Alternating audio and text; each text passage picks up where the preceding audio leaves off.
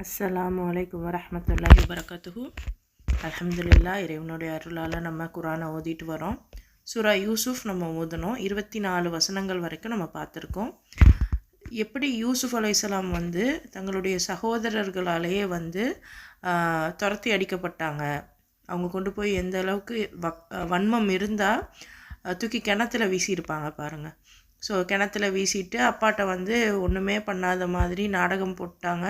அவங்க அப்பாவுக்கு தெரிஞ்சிருந்தும், தன்னுடைய பெரிய மகன்களை பற்றி தெரிஞ்சிருந்தும் கூட அப்பா ரொம்பலாம் கண்டிக்கலை, எதுவுமே பண்ணலை. அவர் ஆனால் நீங்கள் செஞ்சது தப்புங்கிறத மட்டும் சொல்லிவிட்டு நான் பொறுமையாக இருக்கேன், நீங்கள் செஞ்ச அந்த விஷயத்துக்கான பலனை நீங்கள் அடைஞ்சே தீருவீங்க, அது வரைக்கும் நான் வெயிட் பண்ணுறேன் அப்படின்னு சொல்லிட்டு அவர் வெயிட் பண்ணார். அதே மாதிரி இந்த சைடு பார்த்தோம் அப்படின்னா, யூசுஃப் நபியை வேறு ஒரு நாட்டுக்கு, எஜிப்திய நாட்டுக்கு இறைவன் அனுப்பி அங்கே அவருடைய கல்வி ஞானத்தை ஏற்படுத்தினான், வேறு யாரோ ஒருவர் மூலமாக. என்னதான் அவங்களுடைய சகோதரர்கள் இவருக்கு தீயது நினச்சாலும் அவருக்கு என்ன நடந்துச்சாங்க, நன்மை தான் நடந்திருக்கு. ஸோ அங்கேயும் ஒரு வாலிபம் வரும்போது அவருக்கு இறைவன் நல்ல ஒரு விஷயங்களை கற்றுக் கொடுக்குறான், தெளிவான வேத விஷயங்கள், அதாவது நல்லது கெட்டது என்னங்கிறத தெளிவாக இறைவன் கற்றுக் கொடுக்குறான். ஸோ அப்போ அது தெரிஞ்சதுனால அங்கேயும் ஒரு தவறு ஏற்படுது. அங்கே இருக்கக்கூடிய ஒரு இவங்களை யூசுஃப் நபியை வளர்த்த அந்த ஒரு பெண்மணியே என்ன பண்ணுறாங்க, தவறான முறையில் அழைக்கிறாங்க. இவருக்கு அந்த விஷயங்கள், இறைவன் எது செய்யணும், ஒரு பர்சனலான விஷயங்கள், தனி ஒழுக்க விவகாரங்கள், இதெல்லாம் இறைவன் கற்றுக் கொடுத்ததுனால அவர் இதெல்லாம் செய்யக்கூடாது அப்படின்னு விலகி இருக்கார். ஸோ இது வரைக்கும் நம்ம பார்த்துருந்தோம், அல்ஹம்துலில்லாஹ். இனி 25வது வசனத்துலேருந்து இறைவன் வேறு என்னெல்லாம் சொல்கிறான் யூசுஃப் நபியுடைய வரலாறை வச்சு அப்படிங்கிறத பார்க்கலாம். அவுது பில்லாஹி மினஷ் ஷைத்தானிர் ரஜீம். பிஸ்மில்லாஹிர் ரஹ்மானிர் ரஹீம். ரப்பி ஜித்னி வஸ்தபகல் பாப வகத்தத் கமீஸஹு மின் துபூரின் வ அல்ஃபயா சய்யிதஹா லதல் பாப் காலத் மா ஜஸாஉ மன் அராத பி அஹ்லிக சூஅன் இல்லா ஐ யுஸ்ஜன அவ் அதாபுன் அலீம். அப்போது கடைசியாக யூசுஃபும் அவளும் வேகமாக அந்த வாசலை நோக்கி ஓடி வராங்க. ஸோ யூசுஃப் முதல்ல ஓடி வராரு, பின்னாடி அவள் வரா. யார் அப்படின்னா அந்த பெண்மணி, யாருடைய கைவசம் யூசுஃப் நபி இருந்தாங்களோ அவங்களே. ஸோ 2 பேரும் ஓடி வராங்க. இவருடைய பின்புறத்துலேருந்து அவருடைய சட்டையை அவ கிழிச்சிட்டாங்க. இவ்வேளை வாயிலில் இருந்த கணவர் நிற்பதை, ஸோ வாசலில் கணவர், அந்த பெண்ணுடைய கணவர் நிற்கிறத 2 பேரும் பார்க்குறாங்க. இன்னும் அந்த பெண் முதல்ல சொல்கிறா. ஸோ எங்கேயுமே ஒரு பாருங்களேன், ஒரு தவறு நடக்குதுன்னா யார் தப்பு செஞ்சாங்களோ அவங்க தான் முந்திக்கிட்டு பேசுவாங்க. உங்கள் வீடுகள்லையா இருக்கட்டும், இன்னும் வெளியிலையா இருக்கட்டும், நம்ம உறவுகளாக இருக்கட்டும், குழந்தைங்க முதக்கணும் தப்பு செஞ்சது தான் முதல்ல பேசும். அம்மா அக்கா அடிச்சிட்டா அப்படின்னு தங்கச்சி சொல்லும். கடைசியில் பார்த்தா தங்கச்சி தான் ஏதாவது வேலை பார்த்துருக்கும், அதனால அக்கா அடிச்சிருப்பாங்க. ஸோ இது சின்ன பிள்ளையிலேருந்து எல்லாருக்குமே இருக்கக்கூடிய ஒரு விஷயந்தான். தப்பு செய்கிறவங்க தான் முதல்ல பேசுவாங்க. அப்போ இந்த பெண்மணி சொல்கிறா, இந்த மாதிரி என்கிட்ட இவர் தப்பான முறையில் நடந்துக்கிறாங்க, இவரை போய் நீங்கள் சிறையில் அடைங்க, இல்லைன்னா கடுமையான வேதனையில் ஆழ்த்துங்க அப்படின்னு சொல்லிட்டு அந்த பெண்மணி சொல்கிறாங்க. அப்போது ஒரு விஷயம், அப்போ இவங்க பேசுகிற வரைக்கும் அங்கே என்ன ஆகுது, யூசுஃப் எதுவும் பேசலை, சும்மா நிற்கிறாரு. ஸோ இதுவும் ஒரு படிப்பினை. எந்த இடத்துல யார் ஒரு பிரச்சனையில் முதல்ல பேசுகிறாங்களோ இல்லை பேசாமல் இருக்காங்களோ, எடுத்தோடனே நம்ம முடிவை எடுத்துட முடியாது, எடுத்துடக்கூடாது. அப்போது விஷயம் இதுதான். ஸோ என்ன ஒரு பிரச்சனை இருந்தாலும் ஒருத்தவங்க சொல்கிறத கேட்டுக்கிட்டு நம்ம முடிவெடுத்துடக்கூடாது, 2 பேர் சொல்கிறதையும் கேட்கணும். ஸோ முதல்ல இவங்க தான் தப்பு பண்ணாங்க, இவங்களே இவர் தான் அப்படின்னு அடுத்தவர் மேலே பழி சொல்லிட்டு இவருக்கு வேதனையான தண்டனையை கொடுங்கன்னு வேற சொல்லிடுறாங்க. அடுத்த ஆயத்து பாருங்க. கால ஹிய ராவது தனி அன் நஃப்சி வ ஷஹீத ஷாஹிதும் மின் அஹ்லிஹா இன்கான கமீசுஹு குத்த மின் குபூலின் ஃபசதக்கத் வஹுவ மினல் காதிபீன். அதுக்கு யூசுப் சொல்கிறாரு, இவள் தான் தவறான வழிக்கு என்னை அழைத்தார். ஸோ இந்த இடத்துல இவள் தான் அப்படின்னு வர்றதுனால ஏதோ மரியாதை இல்லாமல் பேசுனாங்க அப்படின்லாம் கிடையாது. இது ஒரு டிரான்ஸ்லேஷன், அவ்வளோதான். ஸோ டிரான்ஸ்லேஷன் எந்த அளவுக்கு நமக்கு தெரியுமோ அந்த அளவுக்கு இதை டிரான்ஸ்லேட் பண்ணவங்க இருக்காங்க. ஸோ நம்ம வந்து மரியாதை இல்லாமல் பேசுனாங்க அப்படின்லாம் யோசிக்க தேவையில்ல. நார்மலாக இவங்க தான். நம்ம இப்போது இங்கிலீஷ்லலாம் எடுத்திங்கன்னா எவ்வளோ பெரிய ஆளாக இருந்தாலும் ஹி ஷி அப்படி தான். ஸோ அதை வச்சுட்டு நம்ம வந்து அவங்கள மரியாதை இல்லாமல் பேசுகிறாங்கன்னு சொல்ல முடியாது. அது அவங்களுடைய ஒரு வேர்ட்ஸ். ஸோ அந்த மாதிரி இங்கே அரபியில் வந்து ஹிய ஹுவ அப்படி தான் சொல்லுவாங்க. ஸோ அதனால் வந்து அவன் மட்டமாக பேசுனாங்கன்னா இல்லை. யூசுப் சொல்கிறாரு, இவங்க தான் வந்து என்னை வந்து தவறான வழிக்கு அழைச்சாங்க, அவ்வளோதான். இன்னும் அந்த பெண்மணியுடைய குடும்பத்தை சார்ந்த ஒருத்தர் இந்த சூழ்நிலையை பார்த்துட்டு ஒரு சாட்சியம், ஷஹாதா அப்படின்னா சாட்சியம் கூறினார். அப்படின்னா என்ன சொல்கிறாரு பாருங்க. யூசுஃபுடைய சட்டை முன்புறம் கிழிக்கப்பட்டிருந்தா அவர் சொல்கிறது சரி, அவர் சொல்கிறது பொய். அதாவது சட்டையோட முன்பக்கம். ஸோ ஒரு தவறான முறையில் ஏதாவது நடந்துக்க முற்பட்டாங்க அப்படின்னா அந்த பெண்மணியுடைய அந்த ஏதோ தடுக்கிற அப்படிங்கிற ஒரு காரணத்துக்காக முன்பக்க சட்டையை அவள் கிழிக்கிறதுக்கு வாய்ப்புகள் இருக்குது. அப்போ அதனால முன்பக்க சட்டை கிழிஞ்சிருந்தா இந்த பெண்மணி சொல்கிறது தான் சரி, யூசுப் சொல்கிறது பொய் அப்படின்னு அவருடைய அந்த பெண்மணியுடைய குடும்பத்தில் இருக்கிற ஒருத்தர் சொல்கிறாரு.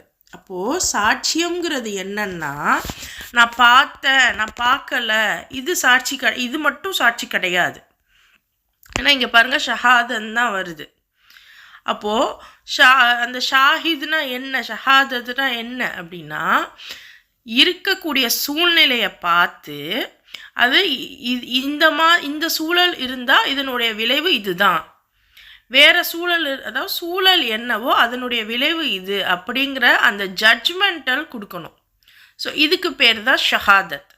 ஸோ நம்ம சொல்கிறோம்ல, நம்ம களிமா சொல்லி ஷஹாதத்தை ஏற்றுக்கிட்டோம் அப்படின்னா என்ன, சூழ்நிலையை பொறுத்து நான் வரமுறைகளை செயல்படுத்துவேன், அதுதான் ஷஹாதத். நம்ம வந்து வெறுமனை வாயால் சொல்கிறது ஷஹாதத் இல்லை. ஸோ இவர் என்ன சொல்கிறாரு, சாட்சி சொல்கிறாரு. சாட்சினா என்ன, சிச்சுவேஷனை பார்த்து அதற்குரிய விளக்கத்தை எடுத்து சொல்கிறது, அதற்குரிய செயலை எடுத்து சொல்கிறது. சரியா? அடுத்து பாருங்க, இன்கான கமீசுஹு குத்த மின் துபூரின் ஃபகதபத் வஹுவ மினஸ் சாதிகீன். அப்போ அவருடைய சட்டை பின்புறமாக கிழிக்கப்பட்டு இருந்தா, முன்புறமாக கிழிக்கப்பட்டிருந்தா அவங்க சொல்கிறது கரெக்டு, யூசுப் சொல்கிறது தப்பு. இதை பின்புறம் கிழிக்கப்பட்டிருந்தா அந்த பெண்மணி சொல்கிறது தப்பு, பொய், இவர் சொல்கிறது உண்மை. சரியா? இப்படியும் என்னாகுது, இவர் வந்து சாட்சி சொல்கிறாரு, விச் மீன்ஸ் ஜட்ஜ்மெண்ட் கொடுக்குறாரு. அப்போது இது வந்து நம்ம புரிஞ்சுக்கிறணும். ஒரு விஷயத்தில் நம்ம ஜட்ஜ்மெண்ட் கொடுக்குறோம் அப்படின்னா சிச்சுவேஷனை பார்த்து நம்ம சொல்ல தெரியணும். எடுத்தோம் கவுத்தோன்னு எந்த இடத்துலையும் நம்ம முடிவுகளை எடுக்கக்கூடாது. ஒருத்தவங்க சொல்லிட்டாங்க, ஒருத்தவங்க வந்து நல்லா பேசக்கூடிய திறமையாக இருப்பாங்க, வாயால் அடிச்சிருவாங்க. இன்னொருத்தவங்க அந்த அளவுக்கு சொல்ல தெரியாது, நான் என்ன பண்ணலைன்னு. அப்போ வாயால் அடிக்கிறவங்களை நம்ம நம்பிடுறோம். இன்றைக்கி எல்லா குடும்ப உறவுல இருந்து இன்னும் வந்து வெளி உலகத்துலேயும் அப்படித்தான். என்ன நம்ம இந்த சொசைட்டி சொல்லுதோ அதைத்தான் நம்ம நம்புகிறோம். உண்மை என்னவோ அதை நம்ம நம்ப மாட்டோம். ஸோ இந்த மாதிரி பிரச்சனைகள்லாம் நீங்கள் தான் சிந்திக்கணும். ஸோ அதுக்கு தான் இந்த குரான் கல்வி. இவர் என்ன பண்ணியிருக்காரு, சிச்சுவேஷனை பார்த்து சொல்லியிருக்காரு. அப்போ இவருடைய சட்டை பின்புறம் கிழிஞ்சிருந்தா யூசுஃப் தான் நிரபராதி, அந்த பெண் போய் சொல்கிறா அப்படின்னு 2 சிச்சுவேஷனை சொல்கிறாரு. ஃபலம்மா ரஆ கமீசுஹு குத்த மின் துபூரின் கால இன்னஹு மின் கைதிக்கும் இன்ன கைதகுன்ன அதீம். இப்போ அவளுடைய கணவர் யூசுஃபுடைய சட்டை பின்புறமாக கிழிக்கப்பட்டிருக்கிறத பார்க்குறாரு. அப்போ பார்த்துட்டு சொல்கிறாரு, பெண்களாகிய உங்களுடைய சூழ்ச்சி தான் இது. உண்மை என்னன்னா உங்கள் சூழ்ச்சி மிகவும் அபாயகரமானது. அப்போ பார்த்துட்டு நீங்கள் தான் இந்த சூழ்ச்சி பண்ணியிருக்கீங்க, பெண்கள் ஆகிய நீங்கள் தான், அதாவது தன்னுடைய மனைவியை வந்து சொல்கிறாங்க, நீங்கள் செய்கிற சூழ்ச்சி தான் இது, நீங்கள் ரொம்ப அபாயகரமான சூழ்ச்சி உடையவர்கள். ஸோ பெண்கள்கிட்ட ரொம்ப, ஏன்னா எந்த ஒரு இடத்துலையுமே வந்து இந்த பெண்ணுன்னு இல்லை, பொதுவாக இயலாமை இருக்கிற இடத்துல சூழ்ச்சிகள் அதிகமாக இருக்கும். எந்த இடத்துல இயலாமை இருக்கோ அவங்க தன்னுடைய இயலாமையை மறைக்கிறதுக்கு சூழ்ச்சிகள் அதிகம் செய்யக்கூடியவர்களாக இருப்பாங்க. ஸோ பெண்களிடத்துல சூழ்ச்சிகள் அதிகமாக இருக்கும். ஆனால் அதுக்குன்னு நான் இப்போ சூழ்ச்சிக்காரியா, நீங்கள் இப்போ எல்லா பெண்ணும் சூழ்ச்சியுடையவர்களா? கிடையாது, அப்படி கிடையாது. சரியான வேத அறிவு உடையவர்கள் சூழ்ச்சி செய்ய மாட்டாங்க. அவங்க எம்பவர் ஆகி இருப்பாங்க. நான் திரும்பவும் சொல்கிறேன், எங்கே குறைபாடு இருக்கோ, எங்கே ஒன்றத்துக்குமே நம்ம லாய்க்கு இல்லை அப்படிங்கிற எண்ணம் இருக்கோ அவங்க மற்றவங்களை எதிர்த்து நிற்க இயலாமல் சூழ்ச்சி செய்வாங்க. அப்போ கல்வி அறிவு இல்லாத பெண்கள் சூழ்ச்சி செய்வாங்க. ஆனால் நீங்கள் இறைவனுடைய இந்த வேதத்தையும் நல்லது கெட்டதை பிரித்து பார்க்குற அந்த அறிவையும் பெற்றிருந்தால் நீங்கள் எம்பவர் ஆயிடுவீங்க. அதாவது நீங்கள் சக்தி வாய்ந்தவர்களாகிடுவீங்க கல்வி இருந்தால். அப்போ சக்தி வாய்ந்தவர்கள் சூழ்ச்சி செய்ய வேண்டிய அவசியம் இல்லை. அவங்க நேரடியாகவே செய்வாங்க. எதுவாக இருந்தாலும் நேரடியாகவே அவங்களுக்கு, ஏன்னா அவங்களுக்கு தெரியும் எது சரி எது தப்புன்னு. அப்போது சரியானதை சூப்பராக தேர்ந்தெடுப்பாங்க, தவறானதை புரிஞ்சுப்பாங்க. சப்போஸ் தவறானதை தேர்ந்தெடுத்துக்கிட்டாலும் அதனுடைய விளைவுகளையும் ஏற்றுக்கிட்டு அதுலேருந்து தப்பிக்கிறதுக்கு என்ன வழி அப்படிங்கிறத சிந்திப்பாங்க. அப்போது எந்த அளவுக்கு ஒரு பெண்ணுக்கு எம்பவர்மெண்ட் தேவைன்னு புரிஞ்சுக்கோங்க. அப்போ கல்வி எந்த அளவுக்கு முக்கியம். ஸோ இந்த பெண்ணுக்கு இந்த மாதிரியான, ஏன்னா யூசுஃபுக்கு பிரித்து பார்க்குற தன்மை அந்த ஃபுர்கான் அது வந்து யூசுஃபுக்கு இருந்துச்சு, ஆனால் இந்த பெண்ணுக்கு இல்லை. ஒருவேளை இருந்திருந்தா இந்த பெண்ணுக்கு கரெக்டாக அது தெரிஞ்சிருந்தா ஏன் இவங்க இப்படி பண்ண போகிறாங்க? அப்போ அந்த கல்வி அறிவு அப்படிங்கிறது வெறுமனை ஏட்டு படிப்பு மட்டும் இல்லை. யாரோ ஒருத்தவங்க சொல்லி கொடுக்குற அந்த படிப்பு மட்டும் கல்வி அறிவு இல்லை. எது சரி எது தப்புங்கிறத பிரித்து பார்க்க தெரியணும். அதுதான் ஃபுர்கான், அதுதான் கல்வி அறிவு. இப்போ அந்த அறிவு நீங்கள் எங்கே எடுத்துக்கிறீங்களோ அங்கே நீங்கள் உங்கள் வாழ்நாள் முழுக்க எடுக்கலாம். மிக முக்கியமாக திருக்குரானில் அதிகமாக எடுக்கலாம். திருக்குரானை அணுக வேண்டிய முறைப்படி அணுகுனீங்கன்னா நிறைய விஷயங்கள் உங்களுக்கு சொல்லித்தரும். ஸோ இதுதான். அப்போது பெண்களாகிய உங்களுடைய சூழ்ச்சி தான் இது, உங்களுடைய சூழ்ச்சி மிக அபாயகரமானது அப்படின்னு அந்த கணவர் வந்து சொல்லிடுறாரு. யூசுஃபு அரிஸ் அன் ஹாதா வஸ்தஃபிரி லிதம்பிக் இன்னக குந்தி மினல் ஹாத்தியின். அப்போ யூசுஃபே இதை நீங்கள் பொருட்படுத்தாதீங்க. அப்புறம் தன்னுடைய மனைவியை பார்த்து உன்னுடைய குற்றத்திற்காக நீ மன்னிப்பு தேடிக்க, ஏன்னா நீ தான் உண்மையிலேயே தவறு செஞ்சுருக்க அப்படின்னு சொல்கிறாரு. ஸோ இவருடைய ஒரு நிலைப்பாடையும் பாருங்கள். அதாவது ஒரு குடும்ப தலைவன் என்ன பண்ணுறாங்க, இந்த மாதிரி தப்பான முறையில் அந்த பெண் அழைச்சிடுறாங்க. அப்போது யூசுஃபை சரி இதை பொருட்படுத்தாதீங்க, இன்னும் தன்னுடைய மனைவியை நோக்கி நீ உன்னோடைய தப்புக்கு பிராயச்சித்தம் தேடிக்க, நீ தான் உண்மையிலே தவறு செஞ்சுருக்க அப்படின்னு அந்த பெண்ணையும் வந்து என்ன பண்ணுறாங்க, எச்சரிக்கிறாங்க. ஸோ இந்த இடத்துல நம்ம புரிஞ்சுக்கணும் அந்த எகிப்திய கல்ச்சர் எப்படி இருந்துச்சு. யோசிச்சு பாருங்க, இன்றைக்கி நம்ம சைட்லையோ அல்லது நம்ம சைடே வச்சுக்கோங்க, இன்றைக்கும் இந்த மாதிரி தன்னுடைய மனைவி இந்த மாதிரி வேற ஒருத்தவங்களோட இப்படி நடந்துக்க போகிறாங்க அப்படின்னா என்ன நடக்கும்? அதுவும் அவன் தப்பு செய்ய போனாவே இங்கே இன்றைக்கி என்ன பண்ணுறாங்க, நம்ம தான் தப்பு செஞ்சோன்னு குற்றம் சொல்கிறாங்க. பத்தாததுக்கு இந்த பெண்ணு தான் தப்பு செஞ்சுருக்கா அப்படின்னா அவள் என்ன வாகுவா? ஆனால் இவர் என்ன பண்ணுறாரு, உன்னோட இதுக்கு நீ பாவ மன்னிப்பு கேட்டுக்க அப்படின்னு சொல்கிறாரு. அப்போ அந்த அளவுக்கு அந்த ஈஜிப்த் கல்ச்சரில் பெண்களை வந்து ரொம்பலாம் இவங்க ஒன்றும் பண்ண முடியாமல் தான் இருந்திருக்காங்க. அடிக்கிறதோ, அவர் அடிச்சிருக்கலாம்ல, கொண்டு கூட போட்டிருக்கலாம்ல, ஆனால் அவர் என்ன சொல்கிறாரு, தப்புக்கு நீ மன்னிப்பு கேட்டுக்க, நீ தான் சூழ்ச்சி. அவர் கொஞ்சம் கடினமாக திட்டுறாரு.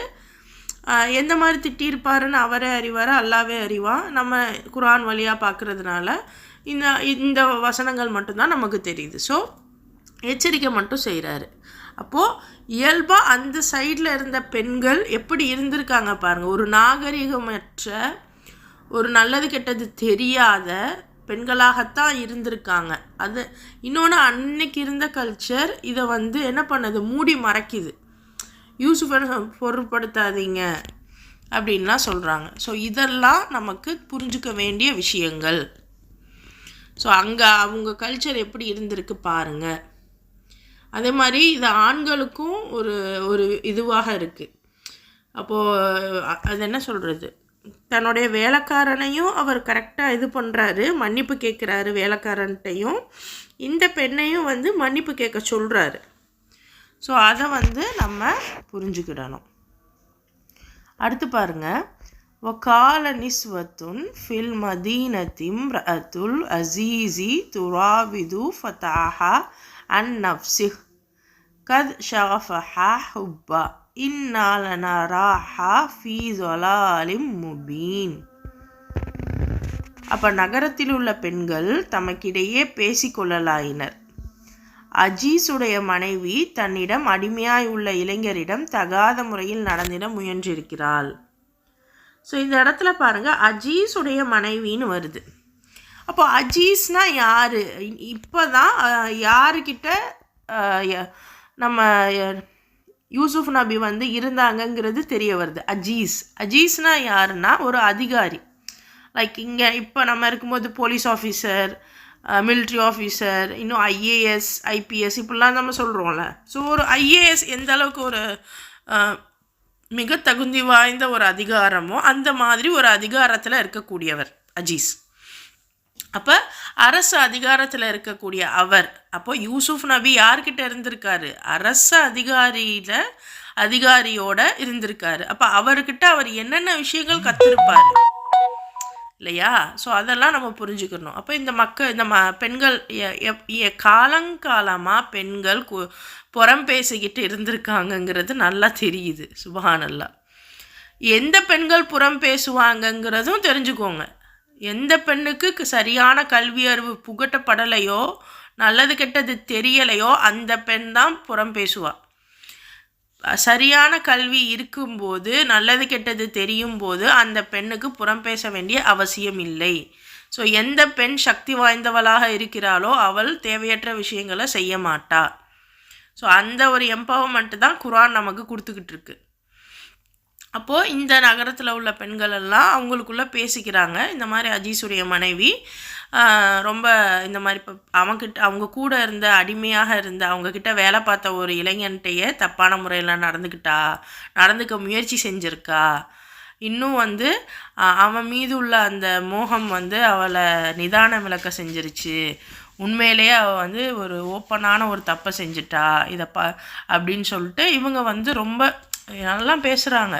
இது இயற்கை தானே, எல்லாரும் பேசுவோம் தானே. அவள் இப்படி செஞ்சிட்டா, இவள் அப்படி செஞ்சிட்டா. ஸோ அந்த மாதிரி இவங்களும் வந்து பேசுகிறாங்க அந்த பெண்ணை பற்றி. ஸோ ஊர் விவகாரங்களை பாருங்கள். ஒரு தப்பு நடக்குது. அந்த தப்பு நடக்கும்போது அந்த தப்பு யார் செய்கிறாங்களோ அவங்களுடைய நிலைப்பாடை பாருங்கள் இங்கே. அதே மாதிரி யார் மேலே பழி சொல்லப்படுதோ அவங்களுடைய நிலைப்பாடை பாருங்கள். மூணாவது எப்படி ஜட்ஜ்மெண்ட் கொடுக்கணுங்கிறத பாருங்கள். நாலாவது அதனுடைய அந்த நிர்வாகி, இது எல்லாத்துக்கும் பொறுப்புதாரர், அவருடைய நடவடிக்கையை பாருங்கள். ஐந்தாவது ஊர் மக்கள், இந்த சமூகம் எப்படி இதை வந்து பார்க்குது அப்படிங்கிறதையும் நம்ம பார்க்க முடியுது. ஸோ சூரா யூசுஃபில் நீங்கள் ஒரு வரலாறாக பார்க்காதீங்க, ஒரு கதையாக பார்க்காதீங்க, அதை வந்து உங்களுடைய வாழ்க்கையாக பாருங்கள். ஸோ வரலாறுகள்லேருந்து நம்ம வந்து படிப்பினைகள் எடுக்கிறதுக்காகத்தான் அல்லாஹ் என்ன பண்ணுறான், வரலாறுகளை நமக்கு கொடுக்குறான். ஃபுல் ஹிஸ்ட்ரி கொடுக்காம கொஞ்சம் கொஞ்சம் கொடுக்கறதுக்கு காரணம் என்னென்னா, இதில் தான் உங்களுக்கு வந்து இருக்குது. ஒரு ஹோல் புக்கு படித்து நீங்கள் எக்ஸாம் எழுதுறத விட கைடை படித்து தானே எக்ஸாம் எழுதுவீங்க. அதில் உங்களுக்கு தேவையானது இருக்குது. மார்க் உங்களுக்கு என்னென்ன முக்கியமான பாயிண்ட் இருக்கோ அதெல்லாம் அந்த கைடில் இருக்கும். அதை வச்சு நீங்கள் எழுதிடுவீங்க, உங்களுக்கு மார்க்கும் வந்துடும். ஸோ அதே தான் இப்போ குர்ஆன் வந்து உங்களுக்கு ஒட்டுமொத்த எல்லாரும் வரலாறையும் கொடுத்தா, நம்ம இதையே இன்னும் படிக்கலை. வெறும் 114 அத்தியாயம் ஒரு எவ்வளோ ஒரு 6606 இதுதான் இருக்கும்னு வைங்களேன், வசனங்கள் தான் இருக்கும். இதையே நம்ம இன்னும் படித்து முடிக்கலை. இப்போது எல்லா வரலாறுகளையும் ஒட்டு மொத்தமாக கொடுத்தா எத்தனை புக்கு ஆகும்? ஸோ அதெல்லாம் நம்ம படித்து எப்போ நம்ம அதை நடைமுறைப்படுத்துவோம்? ஸோ அதற்காக தான் இறைவன் ரொம்ப ஷார்ட் அண்ட் கிறிஸ்பியாக தேவையான விஷயங்களை மட்டும் நமக்கு கொடுத்துக்கிட்டு இருக்கான். ஸோ இதை நம்ம புரிஞ்சுக்க நமக்கு நிறைய கிடைக்கும் இன்ஷா அல்லாஹ். சரியா? ஸோ இந்த மாதிரி இந்த பெண்கள் பேசிக்கிட்டு இருக்காங்க. அடுத்த ஆயத்து பாருங்கள். ஃபலம்மா சமிஅத் பி மக்ரிஹின்ன அர்சல்த இலைஹின்ன வஅதத் லஹுன்ன முதக்கஅம் வஅதத் குல்ல வாஹிதத்தின் மின்ஹுன்ன சிக்கீனம் வகாலத் இஹ்ருஜ் அலைஹின் ஃபலம்மா ரஐனஹு அக்பர்னஹு வகத்தஅன ஐதியஹுன்ன வகுல்ன ஹாஷ லில்லாஹி மா ஹாதா பஷரா இன் ஹாதா இல்லா மலக்குன் கரீம். இப்படி இந்த மாதிரி இந்த பெண்கள் வந்து அவதூறுன்னு இல்லை, ஒரு மாதிரி அசிங்கமாக பேசிக்கிட்டு இருக்காங்க, இழிவாக பேசிக்கிட்டு இருக்காங்க. இதை கேள்விப்பட்டுட்டு அந்த பெண் என்ன பண்ணுறா, யார், யூசுஃப்கிட்ட தவறான முறையில் நடந்துக்கிட்டாங்க இல்லையா, அந்த பெண். அவங்க என்ன பண்ணுறா, இவங்க அந்த பெண்களை எல்லாம் இன்வைட் பண்ணுறா வீட்டுக்கு. இன்வைட் பண்ணி அவங்களுக்கு வந்து ஒரு மண்டபத்தை இது பண்ணுறா, சாய் விருக்கைகளை கொண்ட மண்டபத்தை. ஸோ நல்லா சோஃபிஸ்டிகேட்டடாக நல்லா என்ன சொல்கிறது, லாவகமாக உட்காரக்கூடிய இருக்கைகளை கொண்ட அந்த மண்டபத்தை தயார்படுத்தி விருந்து வைக்கிறா.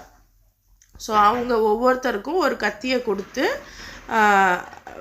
இன்னும் வந்து பழத்தை அறுத்து சாப்பிடும்படி ஒரு கத்தியை கொடுக்குறா. யோசிச்சு பாருங்கள் அவங்களுடைய உணவு எப்படி இருந்திருக்குன்னு. ஸோ இன்றைக்கும் பார்த்திங்கன்னா நம்ம வீட்டுக்கெல்லாம் யாரும் வந்தாங்க அப்படின்னா ஒரு ஆப்பிளை கட் பண்ணி நம்ம வைப்போம். நம்ம கல்ச்சர்லலாம் பார்த்திங்கன்னா கத்தியெல்லாம் டேபிளில் வைக்க மாட்டாங்க. ஆனால் யூரோப்பியன் கல்ச்சர் பாருங்கள், அவங்க என்ன பண்ணுவாங்க, அவங்களோட தட்டில் அவ்வளோ திங்ஸ் இருக்கும். ஃபோக் இருக்கும், நைஃப் இருக்கும், ஸ்பூன் இருக்கும். அவங்க எல்லாத்தையுமே அந்த ஸ்பூனு, ஃபோக்கு, நைஃப் வச்சு தான் சாப்பிடுவாங்க. தெரியும்ல நமக்கு. ஸோ இது வந்து அப்போலேருந்தே இருந்திருக்கு. ஸோ அப்போ வந்து இவங்களுக்கு கொடுத்துருக்காங்க. அப்போ நம்ம ஏன் இதை நான் சொல்கிறேன் அப்படின்னா, ஈஜிப்த் அப்படிங்கிறது இன்றைக்கி இருக்கிற ஈஜிப்த் மட்டும் கிடையாது. இன்றைக்கி நம்ம ஒரு சின்ன பகுதியை, சின்ன நாடை மட்டும் ஈஜிப்துன்னு சொல்கிறாங்க. ஆனால் அது மட்டும் ஈஜிப்து கிடையாது. ஸோ அதுதான் நம்ம புரிஞ்சுக்க வேண்டியது. ஒரு மிகப்பெரிய சாம்ராஜ்யமாக ஈஜிப்த் இருந்திருக்கு. அதை ரோம்னு சொல்லுவாங்க. ஸோ அதெல்லாம் வந்து உலக வரலாறு, இன்னும் புவியியல் விஷயங்கள். பட் ஸ்டில் தெரிஞ்சுக்கோங்க, சரியா? அப்போ இந்த பெண்களை கூப்பிட்டு விருந்துக்கு வைக்கிறாங்க. அப்போ கத்தியை கொடுத்துட்டு யூசுஃபை பார்த்து அவங்க முன்னாடி வர சொல்லி ஜாட சொல்கிறாங்க. ஸோ இவர் வந்து ஒரு வேலைக்காரர். ஸோ வேலைக்காரராக வச்சு, ஏன்னா இவர் வந்து இவங்க பையன் இல்லை. ஆனால் இவர் என்ன சொல்கிறாரு, இவர் நமக்கு பயன்படுவார், வேணும்னா நம்ம தத்துவம் கூட எடுத்துக்கிடலாம், நம்ம பையனாக கூட ஆக்கிக்கிடலான்னு தான் சொல்லியிருக்காரு. ஆனால் என்னதான் இருந்தாலும் பெண்களுக்கு அவங்க பசங்க மேலே ஒரு பிரியம் இருக்கும், மற்ற பசங்க மேலே வேறு மாதிரியான ஒரு ஆதிக்கம் தான் இருக்கும் கண்டிப்பாக. அதனால தான் அல்லாஹ் சூரா நிசாவில் அனாதை பசங்களுக்கு வந்து நீங்கள் நல்லது கெட்டது சொல்லி கொடுங்க, அவங்கள வந்து நீங்கள் நேரான வழிக்கு காட்டுங்க அப்படின்னு சொல்லி எல்லாம் சொல்லி கொடுப்பான். கவனிச்சிங்களா சூரா நிசாவில்? ரைட். அப்போது இந்த இடத்துல இவரை வந்து அவங்க முன்னாடி போ அப்படின்னு சொல்லி ஜாட செய்கிறா. இவரும் வேறு வழி இல்லை, போகிறாரு. போகும்போது அந்த பெண்கள் எல்லாரும் பிரமித்து போய் அப்படியே பார்க்குறாங்க. ஸோ அவ்வளோ ஒரு அழகான ஒரு வாலிபர். பார்க்கும்போதே தன்னுடைய கைகளை அறுத்துக்கிறாங்க. அப்போ அப்படியே பார்த்துக்கிட்டே அதை வெட்டும்போது கைகளில் அறுபட்டுருது. ஸோ அப்போ சொல்கிறாங்க, ஷாஹல் இல்லா, அல்லாஹ் மிக தூய்மையானவன். ஸோ அப்போ அவங்களும் அல்லான்னு தான் பேசியிருக்காங்களா அப்படின்னா, மோஸ்ட் ப்ராபப்ளி உலகத்தில் உள்ள எல்லாருமே இறைவன் ஒருத்தன் இருக்கான், அல்லான்னு ஒருத்தன் இருக்கான் அப்படின்றது எல்லாருமே ஒத்துக்கிற விஷயந்தான். அல்லாங்கிறது அரபிய வார்த்தை. ஸோ ஈஜிப்துலேயும் அரபி பேசியிருப்பாங்க, நமக்கு தெரியாதுல்ல. இன்றைக்கி எல்லா லாங்குவேஜும் குழம்பிருச்சு, ரொம்ப மோசடிக்குள்ளாயிடுச்சு. எல்லா லாங்குவேஜையும் அழிச்சிட்டு இங்கிலீஷ்னு ஒரு லாங்குவேஜை நம்மக்கிட்ட கொடுத்துருக்காங்க. கயிறு பத்தாததுக்கு இப்போ ஹிந்தியை வேற கொடுத்துக்கிட்டு இருக்காங்க, ரைட். பட் இதெல்லாம் தாண்டி அப்போ வந்து அன்னைக்கு இருந்த காலத்தில் அந்த பெண்கள் ஷாஹல் இல்லான்னு சொல்லியிருக்காங்க. அதாவது அல்லாஹ் தூய்மையானவன். அல்லாஹ் அப்படிங்கிறது அவங்கள பொறுத்த வரைக்கும் அவங்கள படைத்த இந்த உலகத்தை இது பண்ணக்கூடிய ஒரு ஒரு ஒரு பெரிய சக்தி. அதுக்கு கீழே வந்து இவங்க இருக்கக்கூடிய சின்ன சின்ன சக்திகள், அரசாங்க அதிகாரிகள், அரசன், இன்னும் அந்த சிலைகள், இதெல்லாம் அடுத்தடுத்த கேட்டகரியில் உள்ள கடவுள்கள் இவங்களுக்கு. சரியா?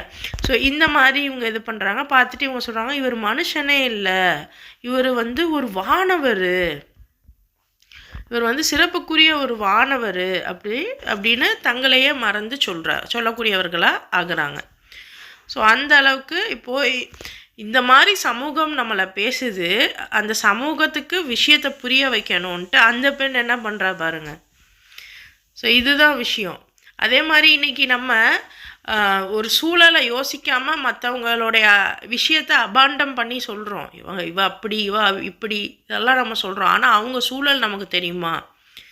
கடைசியில் எல்லாம் என்ன பண்ணிடுவான், யாரை பற்றி நம்ம பேசணுமோ அதே ஒரு சூழலில் நம்மளையும் இருக்க வச்சுருவோம். நம்மளும் அந்த சூழலுக்கு போய் அதே தவறை செய்வோம். இறைவன் பாதுகாப்பானாக. அதனால தான் யாராவது ஒருத்தவங்க தவறே பண்ணாலும் அதை பற்றி பேசுகிறதுக்கு நமக்கு உரிமை இல்லை. ஏன்னா அந்தந்த சூழலில் அவங்கவுங்க இருந்தால் தான் நம்ம என்ன பண்ணுவோங்கிறது தெரியும். ஸோ இப்போ பாருங்க, இந்த இடத்துல இவங்களே அறியாமல் இவங்க அப்படி பார்த்துருக்காங்க. அவரை ஒரு தடவை தான் போகிறாரு, அப்போவே பார்க்கக்கூடியவரை, அப்போவே வந்து அதுவே வந்து இந்த பெண்களுக்கு ரொம்ப ஈர்க்கக்கூடியதாக இருக்குது.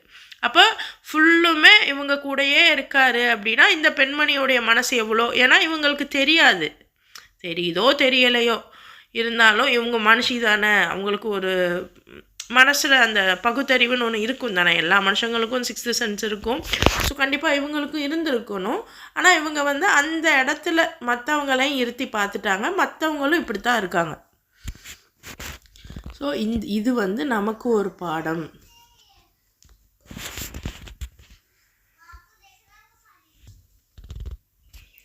அப்போது இதை நம்ம புரிஞ்சுக்கிறணும். எந்த இடத்துலையும் யாரையும் நம்ம அவங்க தப்பே செஞ்சுருந்தாலும் அதை பற்றி பேசுகிறதுக்கு நமக்கு அருகதை இல்லை, ரைட்.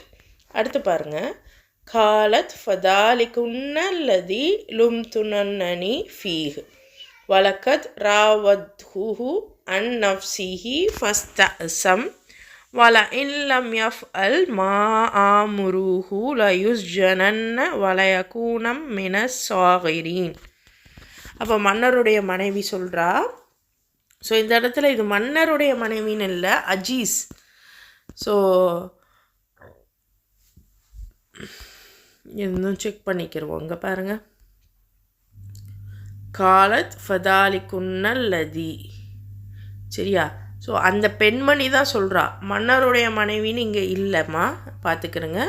இந்த அரபி வேர்டில் மன்னருடைய மனைவின்னு இல்லை, சரியா? ஆனால் இவங்க வந்து அப்படி சொல்கிறாங்க. ஸோ அந்த பெண் அப்படி சொல்கிறாங்க. பட் அது மன்னருடைய மனைவி இல்லை. ஒரு அஜீஸ் அப்படிங்கிறது மன்னர் கிடையாது. அஜீஸ் அப்படிங்கிறது வந்து மன்னருக்கு கீழே இருக்கக்கூடிய அதிகாரி, சரியா?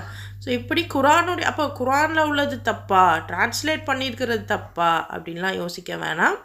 டிரான்ஸ்லேஷன் மனிதர்களால் பண்ணப்படுறது தான், இறைவனால் பண்ணது இல்லை. ஸோ அவங்களுக்கு என்ன புரிஞ்சுதோ அதை வச்சு தானே பண்ணுவாங்க.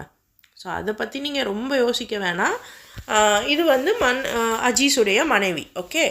அப்போ இவங்க வந்து சொல்கிறாங்க, யார் அந்த தப்பான இதில் ஃபஸ்ட்டு யூசுஃப் நபிக்கிட்ட போனாங்கல்ல அவங்க, பார்த்தீங்களா? இன்னும் வந்து யார் விஷயத்தில் என்ன நீங்கள் இப்படி பழித்து பேசுனீங்களோ அவர் வந்து இவர் தான், சந்தேகமே இல்லாமல் நான் தான் அவரை வந்து என் ஆசைக்கு இணங்கும்படி வற்புறுத்தினேன். ஆனால் இவர் தப்பிச்சிட்டாரு.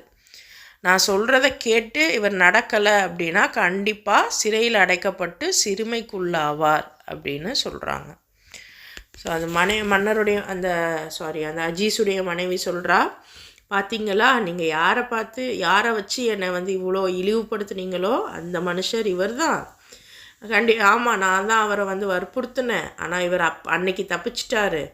இப்போ நான் சொல்கிறத கேட்கலன்னா இவருக்கு சிறையில் அடைக்க வைப்பேன், சிறுமைக்குள்ளாக்குவேன் அப்படின்னு பேசுகிறாங்க. ஸோ ஒரு அடிமை, ஒரு வீட்டு வேலைக்காரனை இந்த மாதிரி சொல்லும்போது அவருடைய நிலை என்னவாக இருக்கும்? ஸோ ஒரு பெண்மணி இன்றைக்கி நம்ம சொல்கிறோம் பெண்களுக்கு மட்டும் இந்த உலகம் பிரச்சனையாக இல்லை, ஆண்களுக்கும் உலகம் பிரச்சனையாக இருக்குது அப்படிங்கிறத நம்ம சொன்னால் ஏற்றுக்கிறதுக்கு இந்த உலகம் ரெடியாக இல்லை. இன்றைக்கி ஃபெமினிசம்ன்ற பேரில் எவ்வளோ சுபஹானல்லாஹ் இப்போல்லாம் அந்த இது வந்தால், அதுவும் ஒருத்தவங்க யாரோ டாக்டர் ஷாலினி, சுபஹானல்லாஹ், அவங்களுக்கு என்ன தெரியும்ன்ட்டு ரைட், ஓகே, அவங்க சொல்கிறது சரிதான். பெண்களுக்கு நமக்கு முன்ன பின்ன மூட் ஸ்விங்ஸ்லாம் இருக்கும் தான். நம்மளுடைய ஃபுட்டு இதெல்லாம் இப்போ மாறிடுச்சு. முன்ன மாதிரிலாம் நம்ம ஃபுட்டு எடுத்துக்கிறது இல்லை. நம்மளுடைய உடல் உழைப்பும் அந்தளவுக்கு இல்லை. அன்னைக்கு அவ்வளோ உடல் உழைப்பு இருந்துச்சு, வேறு எதை சிந்திக்கிறதுக்கு நேரமே இல்லை. ஆனால் இன்றைக்கி நம்ம எந்த உடல் உழைப்பும் இல்லாமல் பல அது மூளைக்கும் மனசுக்கும் வேலை அதிகமாக கொடுத்துக்கிட்டு இருக்கோம். சிலரை தவிர சிலர் உடல் உழைப்பில் இருக்கிறவங்க, பிஸ்னஸில் இருக்கிறவங்க, அவங்களுக்கு அதிலேயே நேரம் பற்ற மாட்டேங்குது. கணவனோட கொஞ்ச நேரம் நம்ம டைம் ஸ்பெண்ட் பண்ணலாம் அப்படிங்கிற ஒரு இது இல்லாமல் ரொம்ப வித்தியாசமான பெண் ஆதிக்கம் அப்படிங்கிற பேர் இன்றைக்கி தான் வந்துச்சுன்னு இல்லை, அன்னையிலேருந்தே இருக்குது. வெளியே தெரியலை, அவ்வளோதான். இன்றைக்கி அது வெளியே தெரியுது. ஆண்களை எந்த மாதிரி அவங்களுடைய தேவைக்கு என்ன பண்ணுறாங்க அப்படிங்கிறது. ஸோ இது ரெண்டு பேருக்குமே பொருந்தும். பெண்கள் தான் தப்பானவங்க இல்லை ஆண்கள் மட்டும்தான் தப்பானவங்க அப்படின்னு நம்ம சொல்லிட முடியாது. எல்லாருமே இப்படியும் இருக்காங்க, அப்படியும் இருக்காங்க. சரியா? அப்போ இப்படிப்பட்ட ஒரு ஃபெமினிசம் எங்கே ஆரம்பிச்சிருக்குன்னு பார்த்துக்கிறேங்க. சரியா? அடுத்து, கால ரப்பி சிஜ்னு அஹப்பு இலைய மிம்மாயது ஊனனி இலைஹு வ இல்லா தஸ்ரிஃப் அன்னி கைதஹுன்ன அஸ்பு இலைஹின்ன வக்னுமினல் ஜாஹிலீன். அப்போ யூசுப் சொல்கிறாரு, என் இறைவனே, எந்த செயலை செய்யணும் அப்படிங்கிறது வேண்டுமென என்னை இவர்கள் அழைக்கிறார்களோ அந்த செயலை விட சிறையே எனக்கும் மிகவும் ஓப்பானது. மேலும் அவர்களின் சூழ்ச்சிகளிலிருந்து என்னை நீ காப்பாற்றாவிட்டால் நான் அவர்களுடைய வலையில் சிக்கியிருப்பேன். மேலும் அறியாதவர்களில் நானும் ஒருவனாகி இருப்பேன். அப்போ யூசுஃப் கேட்குறாரு, யா அல்லாஹ், இவங்க இப்படி ஏன்னா யோசிச்சு பாருங்க, ஒரு பெண்மணிக்கிட்டேயே இவர் சிக்கியிருக்காரு. அவர் அலசிக்கிட்டே இப்போது இந்த இடத்துல ஒரு பெண்ணுக்கும் ஆணுக்கும் உள்ள வித்தியாசம் என்னன்னா, இப்போ இந்த பெண் அழைக்க தான் முடியும், வற்புறுத்த தான் முடியும். ஆனாலும் இந்த பெண்ணை விட அந்த ஆண் இயல்பாக இவள்கிட்ட தப்பிக்கிறதுக்கு வாய்ப்புகள் அதிகம். பிகாஸ் அந்த அளவுக்கு உடல் பவர் இருக்குது. ஆனால் இதுவே ஒரு ஆணாக இருந்திருந்தா, ஒரு பெண், இப்போ யூசுஃப் ஒரு பெண்ணாக இருக்கார், அந்த பெண் ஒரு ஆணாக இருக்கா அப்படின்னா கண்டிப்பாக தன்னுடைய இச்சைக்கு இரையாக்கியிருப்பாங்க. ஆனால் பெண் அப்படிங்கிறதுனால அந்த அளவுக்கு அவங்களால முடியல. இருந்தாலும் அது பாருங்கள், எந்த இடத்துல இயலாமை இருக்கோ அந்த இடத்துல சூழ்ச்சி வரும். இதுதான் விஷயம். ஸோ அவங்களுக்கு கல்வியும் இல்லை, இயலாமை வேறு. ஸோ இது ரெண்டும் தான் இவரை இந்த பெண்களை ரொம்ப சூழ்ச்சிக்கு உள்ளாக்குது. ஸோ இப்போ இந்த பெண்மணி மட்டும் கூப்பிட்டுக்கிட்டு இருந்த நேரத்தில் இப்போ ஊர் பெண்கள் எல்லாருமே கூப்பிட்றாங்க. இப்போ எல்லாருமே வேலைக்காரர் தானே, என் வீட்டுக்கு கொஞ்சம் வேலை பார்க்க அனுப்பு, உன் வீட்டுக்கு கொஞ்சம் வேலை பார்க்க அனுப்பு, இப்படி சொல்லும்போது இன்னைக்கு சுபஹானல்லாஹ் நிறைய இது காலங்காலமாக இது நடந்துக்கிட்டே இருக்குது. வேலைக்கார பசங்க அல்லது வேறு ஏதாவது வேலையில் இருக்கக்கூடிய பசங்க எஜமானி அம்மாவோட தவறான முறையில் இருக்கக்கூடிய இந்த செய்திகள் எல்லாம் நம்ம காலங்காலமாக பார்க்குறோம் தான். சுபஹானல்லாஹ், இறைவன் பாதுகாப்பானாக. அப்போது இந்த இதெல்லாம் அப்போலேருந்தே இருக்குது. ஸோ இவ்வளோ ஒரு நெருக்கடியில் இவர் இருக்கும்போது இவர் சொல்கிறாரு, இந்த நெருக்கடிக்கு எனக்கு ஜெயிலே தேவையா அல்லாஹ் அப்படின்னு. ஸோ அதுதான். அப்போது இவருக்கு அந்த ஞானம் இருக்குது. நான் இந்த ஒரு செயல் செஞ்சால் இதனுடைய விளைவு எனக்கு இதுவாக இருக்கும் அப்படின்னு அவர் முற்கூட்டியே கிரகிக்கிற அளவுக்கு அவருக்கு திறமையும் அவருக்கு கல்வி ஞானமும் இருந்திருக்கு. ஸோ இந்த பெண்கள் யோசிக்கலை. ஸோ சரி, இவரை அனுபவிச்சுட்டு அடுத்து என்ன நடக்கும் அதை இந்த பெண்கள் யோசிக்கலை. இவங்களுக்கு அந்த நேரத்துக்கு உள்ளது மட்டும்தான் தெரியுது. ஆனால் யூசுஃப் அப்படி கிடையாது. அவருக்கு எல்லாம் ஜட்ஜ் பண்ணுறது, என்ன பண்ணணும் பண்ணக்கூடாது எல்லாமே அவருக்கு தெரியும்.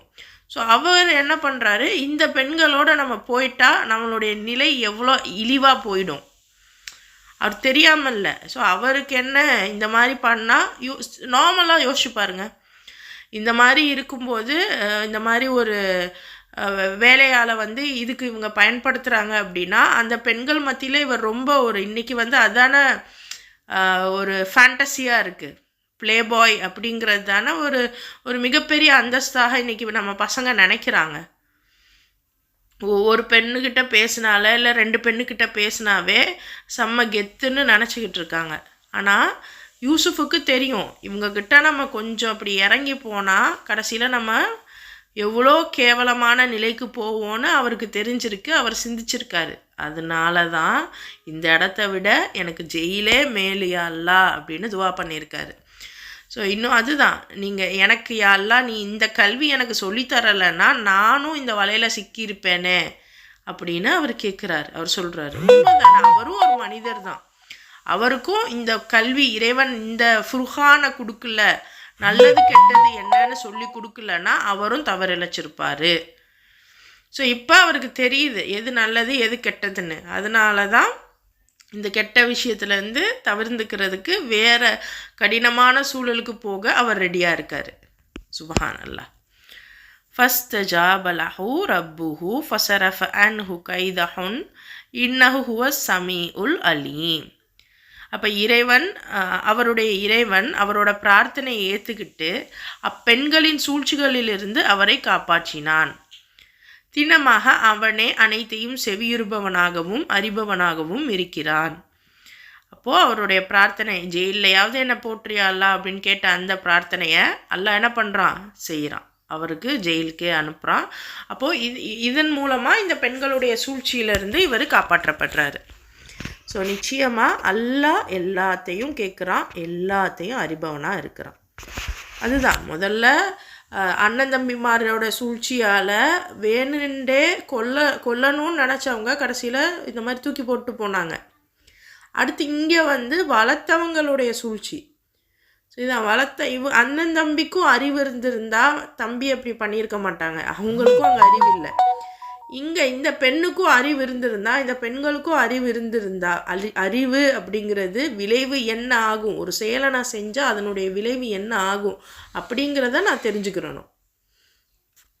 ஸோ இந்த விஷயத்துக்காக இந்த பெண்கள்கிட்டேருந்து இவர் இப்போ காப்பாற்றணும் சொல்லி ஜெயிலுக்கு போகிறாரு. அடுத்த ஒரு ஹிஜ்ரத்.